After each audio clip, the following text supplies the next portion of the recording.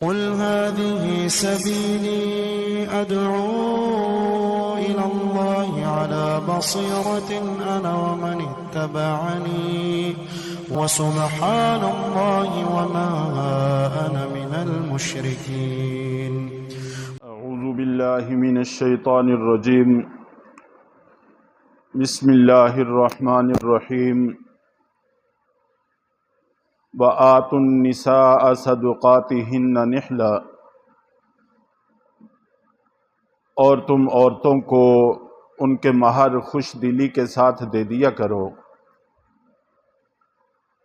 فَإِن طِبْنَ لَكُمْ عَن شَيْءٍ مِّنْهُ نَفْسًا فَكُلُوهُ هَنِيئًا مَرِيئًا. پھر اگر وہ تم کو اس میں سے خوش دلی سے معاف کر دیں تو تم اس کو کھا لیا کرو خوشی سے، مزے سے. قرآن پاک میں اللہ رب العزت نے کئی جگہ پر مہر کا تذکرہ کیا ہے. سورہ بقرہ کے اندر بھی کافی تفصیل سے اس پر بات ہوئی تھی. سورۃ النساء میں یہاں پر بھی ہے تذکرہ، اور آگے جا کر محرمات کا ذکر آئے گا کہ کن کن خواتین سے نکاح جائز نہیں ہے، وہاں پر بھی مہر کا تذکرہ ہے. اور سورہ احزاب کے اندر بھی مہر کا تذکرہ ہے. تو مہر کے حوالے سے ہم مسلمانوں میں کافی کوتاہی پائی جاتی ہے. زمانہ جاہلیت میں بھی کافی ظلم اس حوالے سے پائے جاتے تھے، جن کا انشاءاللہ العزیز تذکرہ آتا ہے. مہر کے بارے میں اللہ رب العزت نے قرآن پاک میں ارشاد فرمایا ہے، قَدْ عَلِمْنَا مَا فَرَضْنَا عَلَيْهِمْ فِي أَزْوَاجِهِمْ، کہ ہم جانتے ہیں کہ جو کچھ ہم نے مردوں پر ان کی بیویوں کے حق میں مقرر کیا ہے، طے کیا ہے، فرض کیا ہے. اور جو چیزیں اللہ تعالیٰ نے مردوں کے ذمہ فرض واجب کی ہیں، طے کی ہیں، ان میں سے ایک چیز مہر بھی ہے. اور اس کی کم سے کم مقدار جو شریعت میں منقول ہے 10 درہم ہے، چاندی کے 10 سکے، کہ اس سے کم مہر اگر طے کریں گے تو وہ طے ہی نہیں ہوگا، اس کا کوئی اعتبار نہیں کیا جائے گا. اور 10 درہم چاندی اس وقت وزن کے اعتبار سے تقریباً 3.25 تولے بنتی ہے. اور اگر اس کی قیمت دیکھی جائے تو تقریباً چند سو کی کمی بیشی ہو سکتی ہے، 8,000 روپیہ بنتی ہے. تو گویا کہ 8,000 سے کم مہر طے کرنا، اس کا شریعت کوئی اعتبار ہی نہیں کرتی، اس سے کم طے ہی نہیں ہوتا. زیادہ کی اگرچہ شریعت نے کوئی حد متعین نہیں کی، لیکن حضرت عمر فاروق رضی اللہ تعالی عنہ کا خطاب موجود ہے کہ انہوں نے فرمایا کہ مہر اپنی حیثیت سے زیادہ طے نہ کیا کرو، یہ کوئی خوبی نہیں ہے.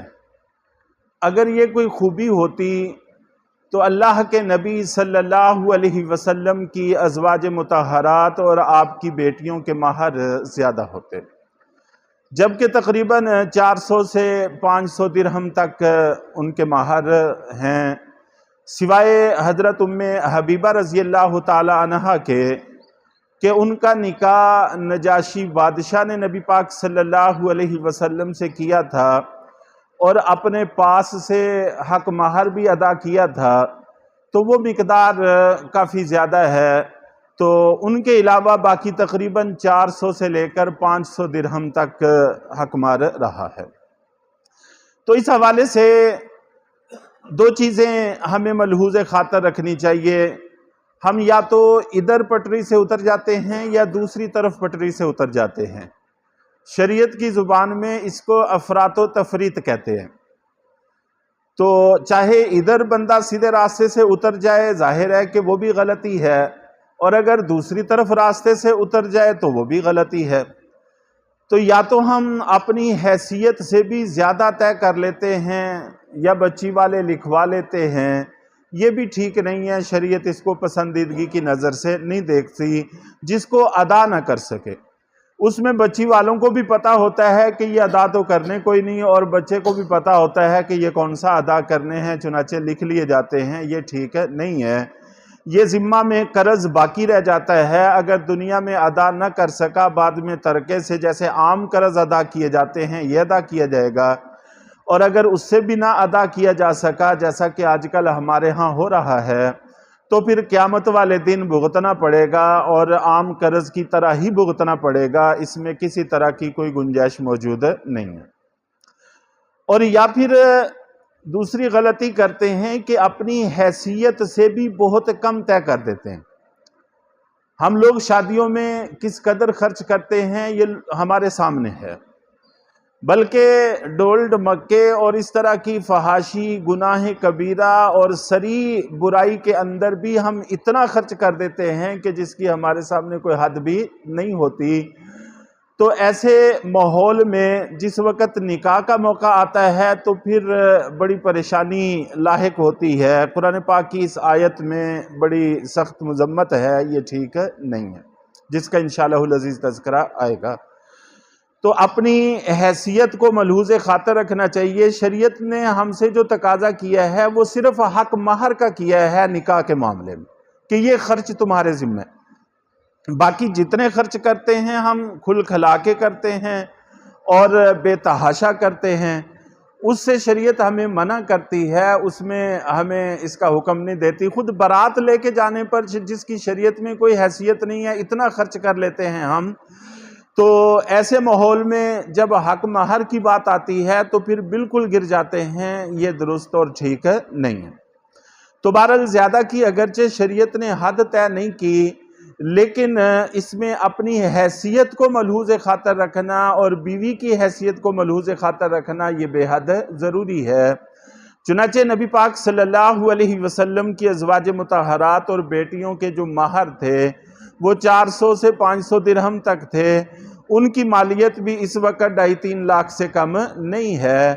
تو کم سے کم اتنا کو ہونا چاہیے کہ لگے بچی کو بھی کہ مجھے کچھ ملا ہے، اور اس کی دل جوئی مقصود ہے، اس کی دل کی خوشی مقصود ہے، تو کم سے کم اس کو محسوس ہو کہ مجھے کچھ حاصل ہوا ہے۔ اتنا کا حق مار بہرحال ضروری ہونا چاہیے، اس میں کنجوسی اور بخل سے کام لینا یہ درست نہیں ہے۔ اور یہاں پر آیت میں سب سے پہلے یہ کہا گیا ہے کہ وَآتُوا النِّسَاءَ، کہ عورتوں کو دو، یعنی جس بچی کا نکاح ہو رہا ہے حق مہر اس کا حق ہے، ان کو دینا چاہیے۔ زمانہ جاہلیت کے اندر ایک ظلم یہ ہوتا تھا کہ اولیاء بچی کے ورثہ وہ حق مہر لے جاتے تھے، بچی کو نہیں دیا جاتا تھا۔ تو شریعت نے پہلے لفظ میں بتا دیا کہ اس کی کوئی گنجائش نہیں ہے، یہ بچی کا حق ہے، اس لیے بچی کو دیا کرو۔ اس میں خطاب شوہر کو بھی ہے کہ وہ خود بھی اس کا اہتمام کرے کہ اپنی بیوی کو حق مہر ادا کرے، اور اولیاء اکرام کو بھی، اس کے جو اولیاء ہیں ان کو بھی خطاب ہے کہ اگر تمہارے ہاتھ لگ جائے تو تم بچیوں کو دیا کرو، اپنے جیب میں نہ ڈال لیا کرو، یہ ٹھیک نہیں ہے۔ وَآتُوا النِّسَاءَ، عورتوں کو دیا کرو، صدقاتہن، ان کے مہر۔ یہاں پر صدقات صدقہ کی جمع ہے، صدقہ دال کے پیش کے ساتھ، جس کا معنی ہے مہر۔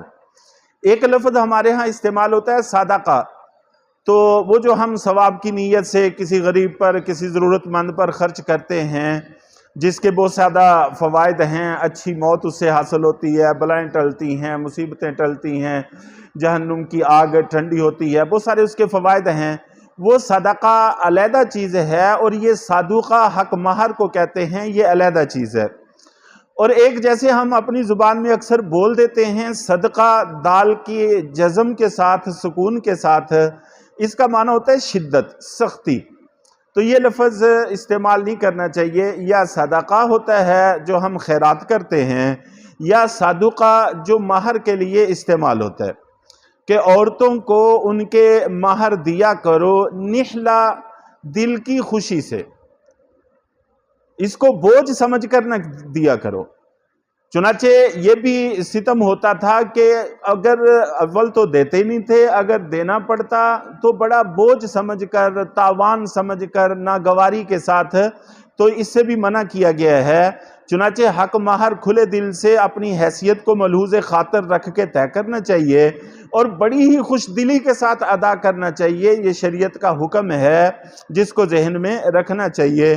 انشاءاللہ العزیز نحلہ کے حوالہ سے کچھ تفصیل کل عرض کر کے پھر آگے چلیں گے کہ اللہ رب العزت نے کیسے واضح لفظوں میں کھول کر ہمیں یہ احکام بتائے ہیں، ہمارے ذہن میں ہونے چاہیے اور ہمیں عمل کی بھی کوشش کرنی چاہیے۔ اللہ تعالی ہم سب کو عمل کی توفیق عطا فرمائے۔